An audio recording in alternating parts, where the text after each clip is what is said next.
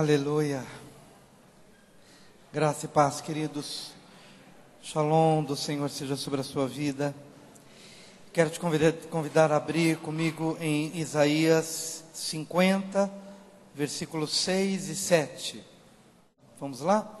Ofereci as costas aos que me feriam e as faces aos que me arrancavam os cabelos. Não escondi o rosto aos que me afrontavam e me cuspiam, porque o Senhor Deus me ajudou, pelo que não me senti envergonhado. Por isso fiz o meu rosto como um seixo, e sei que não serei envergonhado. Aleluia, glória a Jesus. Meus amados, a primeira vez que Jesus verteu o seu sangue foi no Getsemane, para resgatar a nossa vontade. Segunda vez que ele derramou o seu sangue foi nos açoites, nos seus lombos, nas suas costas, levando sobre ele todas as nossas enfermidades.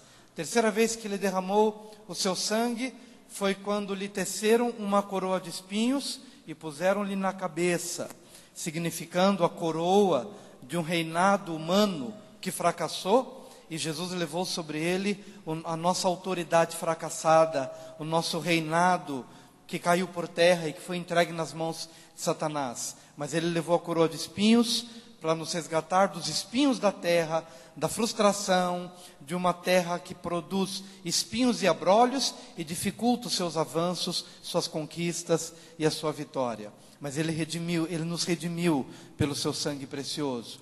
Mas hoje, quando nós temos a oportunidade de nos deparar com a quarta ocasião em que Jesus verteu o seu sangue, a palavra de Deus nos diz, através de Isaías, que foi um profeta que profetizou claramente o martírio de Jesus. Não houve profeta no Antigo Testamento que pudesse descrever de uma maneira tão perfeita o que Jesus havia de sofrer depois de mais de 100 anos.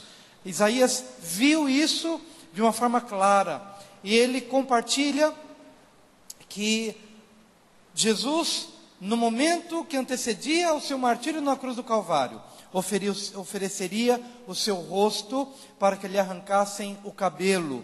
E quando fala do cabelo, está falando da barba. E no abrupto do arrancar da barba de Jesus, sangue é vertido mais uma vez. A barba para um judeu é sinal de extremo respeito e é sinal de extrema dignidade, claro que para o homem. Por isso que você vê, especialmente aquele que é mais ortodoxo, mas mesmo quem não era naquele período, a barba significava um sinônimo de respeito, de dignidade, de maturidade, de hombridade, de seriedade. A gente tem algumas fotos do período do Holocausto, quando os alemães, soldados, faziam questão de humilhar um judeu e fazia o quê? Arrancava a barba ou cortava a barba e deixava ele assim pelado no rosto, o que para ele era uma extrema vergonha diante da esposa e uma extrema vergonha diante dos filhos. E a palavra de Deus diz que Jesus naquela ocasião, ele ofereceu o rosto e as pessoas então arrancavam a sua barba, isso judiando, isso maltratando e ferindo a dignidade daquele homem sério, daquele homem maduro, daquele homem digno, que estava ali para entregar a sua vida por nós. E quando então ele entregava o seu rosto, e era ferido no seu rosto, e ferido na sua dignidade, ele estava nos resgatando na nossa autoimagem. A ferida do rosto tem a ver com uma imagem deformada, tem a ver com uma imagem distorcida que ele se permitiu distorcer para devolver a nós a beleza do nosso rosto, a beleza da nossa dignidade, a beleza da nossa autoimagem, a beleza da nossa autoestima e da nossa dignidade, e que o pecado vem para nos ferir. O pecado, assim que entrou no mundo, fez o oposto daquilo que Deus havia projetado desde o início. Se você for comigo para Gênesis capítulo 1, versículo 27, você vai encontrar, acho que nenhum de nós vai conseguir idealizar a beleza que está aqui em Gênesis 1, 27. Olha só, Gênesis 1, 27. Criou Deus, pois, o homem à sua imagem. A imagem de Deus o criou. Homem e mulher os criou. E é por isso que agora há pouco você olhou para o seu vizinho e disse: você é a coisa mais linda que Deus podia criar no universo. Você é a coisa mais formosa. Você é a pessoa mais digna. Você é a pessoa de imagem excelente, perfeita, completa. Deus criou o homem à sua própria imagem. Deus poderia ter criado o homem à imagem do sol, majestoso, magnífico. Deus poderia ter criado o homem à imagem de alguma coisa excelente. E olha que tem coisa linda nesse mundo, hein? Olha que tem coisa linda para todo lugar que você olha. Como Deus pode ter feito isso? Que coisa extraordinária, que coisa mais detalhada, esculpida pela própria mão de Deus, quando você olha para as coisas criadas da natureza. No entanto, Deus decidiu criar o homem não à semelhança de qualquer coisa que você possa imaginar. Ele criou a sua própria imagem e a sua própria semelhança. Então a imagem que Deus projetou em mim e a imagem que Ele projetou em você foi algo de extraordinário, perfeito, sem mancha, sem ruga, sem nenhum detalhe que pudesse trazer para você algum descontentamento. Essa é a imagem do homem, perfeita, completa. E assim Ele fez o homem em Gênesis 1, 26. Só que entre Gênesis 1, 26 até Isaías 50, quando Ele entrega a sua face para arrancar os cabelos da barba e deformá-lo na sua dignidade, e mais ainda, Isaías 53, entre Gênesis 1, 27 e Isaías 53, olha só no que o homem se tornou. Isaías 53, a partir do versículo 1, Isaías 53, a partir do versículo 1, está aqui comigo, você pode ler os seguintes versículos. Quem creu em nossa pregação, e a quem foi revelado o braço do Senhor? Porque foi subindo como renovo perante Ele, e como raiz de uma terra seca. Diga, raiz de uma terra seca. Essa aqui é uma descrição de Jesus lá na cruz. É como uma raiz de uma terra seca. Não tinha aparência nem formosura. Olhámo-lo, mas nenhuma beleza havia que nos agradasse. Era desprezado e o mais rejeitado entre os homens, homem de dores e que sabe o que é padecer. E como um de quem os homens escondem o rosto, era desprezado e dele não fizemos caso algum. Quantos aqui já assistiram o Corcunda de Notre Dame? Eu chorava toda vez que eu assistia esse filme. Chorava assim, eu era pequenininho, toda vez que passava o Corcunda de Notre Dame, aquele homem pequenininho, ele era corcunda, rostinho torto, olho torto, mas ele foi querer se apaixonar pela bela donzela, pela princesa, nem lembro muito bem da história, mas é um filme maravilhoso, e ele se apaixona por ela, e ele quer casar com ela, e ela depois acaba casando com outra pessoa, e ele termina o filme encostado numa pedra, numa estátua, e o filme termina assim: por que eu não sou uma estátua de pedra como você? Sem sentimentos, sem emoções. Por que eu não sou? De tão rejeitado que ele era, de tão sofrido que ele era, de uma imagem semelhante a de Isaías 53, era desprezado. E eu me lembrei dele quando essa passagem diz, ele era desprezado, alguém de quem as pessoas escondem o rosto, de tão feio que Jesus estava ali na cruz, as pessoas não tinham nem coragem de contemplar a face dele, desfigurado, deformado, para mostrar para cada um de nós que entre Gênesis 1, 27 e Isaías 53, olha só em que estado que o homem se tornou, porque embora aquela fosse a imagem de Jesus, uma imagem desfigurada lá na cruz do Calvário, mas aquela imagem deformada, totalmente fora do projeto original de Deus, na verdade era a minha imagem e era a tua imagem. Nós devemos compreender que tudo que Jesus sofre, a coroa de espinhos não era dele, era minha. Os pregos não eram dele, eram meus. A deformidade da sua imagem, do seu rosto, da sua alma, de como ele se via, na verdade ele estava carregando nele uma imagem, uma autoimagem da humanidade que fora totalmente distorcida, que fora totalmente corrompida, como a do Corcunda de Notre Dame, que termina o filme dizendo para uma estátua, dizendo: por que eu não sou uma estátua como você? Era melhor que eu fosse como você, porque se fosse como você, não me apaixonaria, não gostaria de ninguém, não teria emoções, não teria sentimentos. E quantas pessoas estão vivendo hoje com uma autoimagem totalmente deformada? Quantos estão hoje vivendo exatamente como o Corcunda de Notre Dame, dizendo: olha, eu preferia ser um pedaço de pau, eu preferia ser uma estátua, melhor que eu fosse uma estátua do que ser quem eu sou. Veja o meu estado. E talvez ele não tenha nenhum problema físico, mas é a maneira como ele se vê, é a maneira como ele se enxerga. O pecado, quando entra na humanidade, ele fere o adulto para que o adulto fira a criança.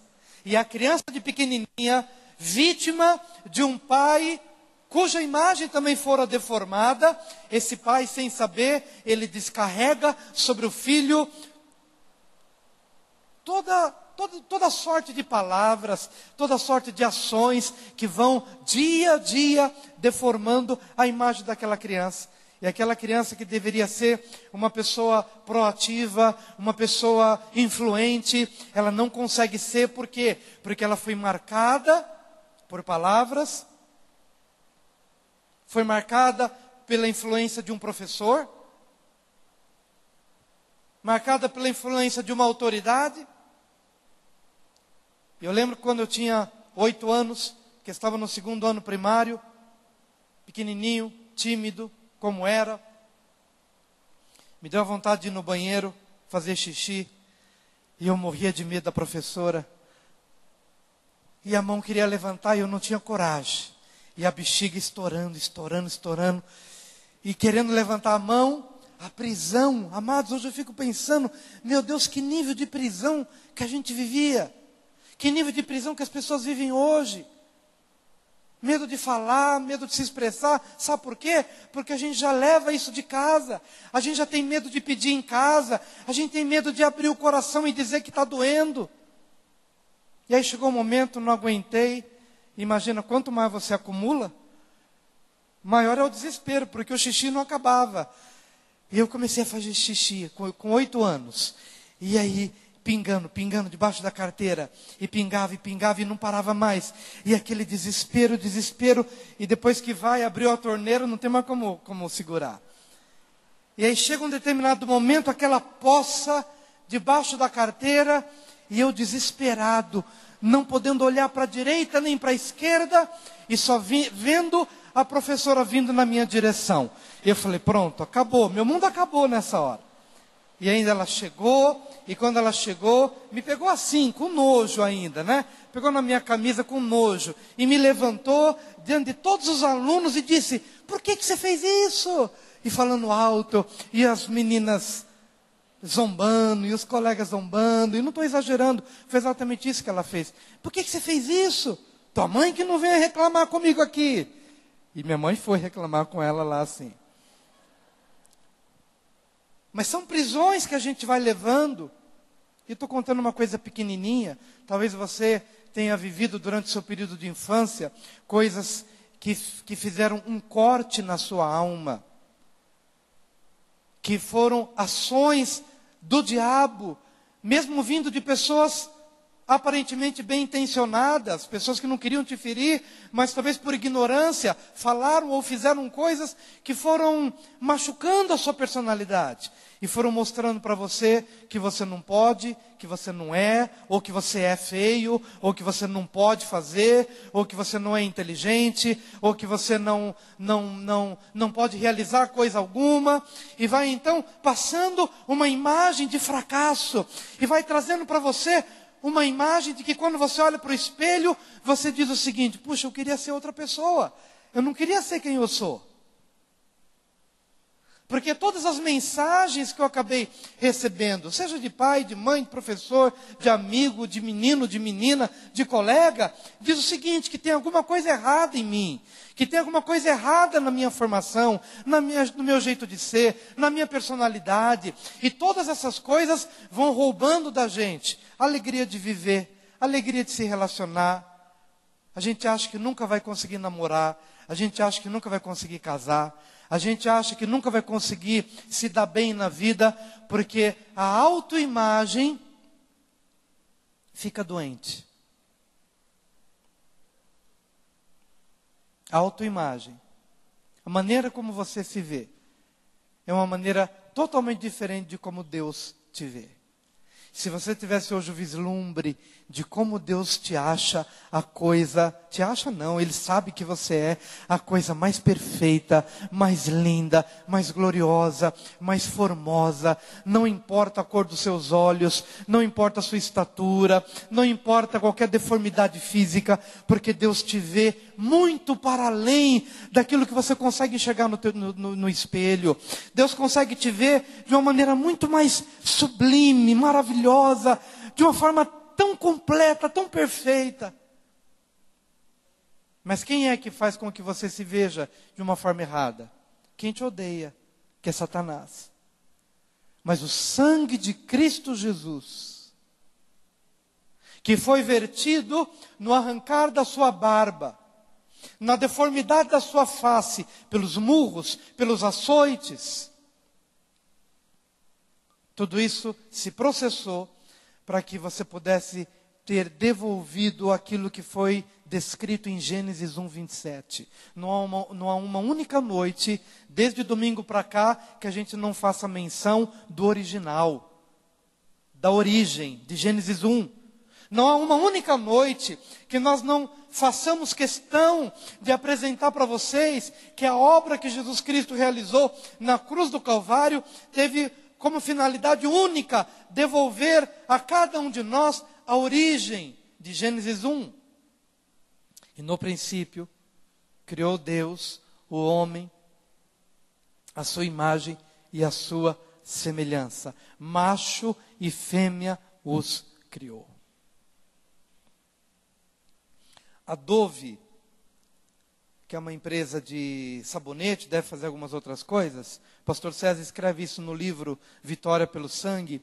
Ele compartilha que a Dove, uma vez, ela fez uma pesquisa para ver como é que as mulheres se viam, como era a imagem delas. E então elas ficavam, cada uma ficava num lugar, e um desenhista ficava sem ver quem era a mulher. E a mulher ia se autodescrevendo: olha, eu sou morena, eu tenho cabelo assim, eu tenho olhos dessa cor, minha sobrancelha é assim, meu rosto é assim e tal. E o desenhista, sem vê-la, desenhava tão somente conforme a descrição que ela dava dela própria. Ok? Então ele fazia lá o desenho, sem olhar para ela, fazia tudo direitinho, tal, beleza, ok, ela ia embora. E aí depois, no lugar dela, colocava uma amiga dela. E essa amiga descrevia a amiga, ou seja, a mesma pessoa que ele tinha desenhado, só que agora sob a ótica da amiga. Ok? E então a amiga descrevia: olha, minha colega é assim, assim, assim, o cabelo dela é assim, o olho é assim, o nariz é assim, a boca é assim e tal. No final, comparava as duas imagens. As duas imagens eram da mesma pessoa, só que uma era a autoimagem dela e a outra era a segunda ótica da colega. E, invariavelmente, ou seja, todos os desenhos, a imagem que a amiga descreveu era muito mais bonita. do que a imagem que ela própria descrevia. E aí depois não sei se o desenhista ou quem estava cuidando dessa campanha, mostrava para ela: escuta, por que você não se descreveu dessa forma? Por que você não descreveu esse traço? Olha que traço lindo que você omitiu. Olha que cor linda que você omitiu. Por que você omitiu? E a pessoa ia então descobrindo: realmente, eu estou vivendo há tanto tempo comigo mesma, que eu nem me lembrava mais disso. Eu nunca mais curti o meu olhar, eu nunca mais curti a minha boca, eu nunca mais curti a minha face, o jeito que eu sou. Ou seja, essa mulher precisava de um banho de amor, de um banho de cura emocional, de um banho de cura de autoimagem. Essa mulher precisava começar a se valorizar um pouquinho mais e entender que ela não era do jeito que ela estava descrevendo. E quem sabe, meu querido, hoje, se você vier fazer uma descrição, não apenas física, mas uma descrição moral da sua vida, e uma descrição espiritual da sua vida, quem sabe o seu desenho seja meio cinza, porque talvez você esteja muito mais consciente das suas fraquezas, daquilo que você não pode, daquilo que você não sabe. Quem sabe você esteja encharcado de nãos, ou de não. E isso tem descolorido a sua vida de tal maneira que ao descrever-se a si mesmo, ao descrever a sua alma, a sua personalidade, seu espírito, você vai ali talvez fazer uns borrões ou uns manchões que signifique alguma dor, alguma frustração, algum medo, alguma derrota, alguma porta fechada.